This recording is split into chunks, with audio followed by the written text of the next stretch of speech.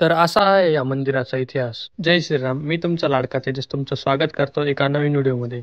आज मी तुम्हाला घेऊन आलोय श्री देव मामलेदार यांच्या मंदिरात.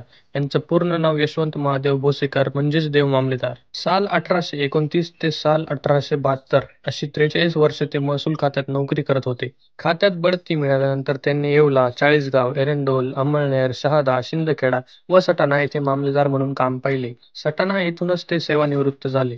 नाशिक जिल्ह्यातील बागलाण तालुक्यात भीषण दुष्काळ पडला होता.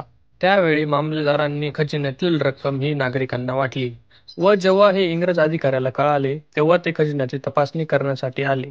तेव्हा तो सर्व खजिना तसाच तिजोरीमध्ये दिसला. हा मोठा चमत्कार दिसून आला होता. त्यांच्या कार्यामुळे लोक त्यांना देव मामलेदार म्हणजेच यशवंतराव महाराज अशा नावाने ओळखू लागले. त्यांच्या देहांतानंतर बागलाण तालुक्यातील सटाणा येथे त्यांचे मंदिर बांधण्यात आले. संपूर्ण भारत देशात सरकारी अधिकाऱ्याचे मंदिर हे फक्त यशवंतराव महाराज यांचेच आहे. मंदिरात धार्मिक पारायणे होतात. तसेच सटाणा येथे महाराजांच्या पुण्यतिथी दिनी सन 1900 मध्ये पहिला यात्रा उत्सव सुरू झाला.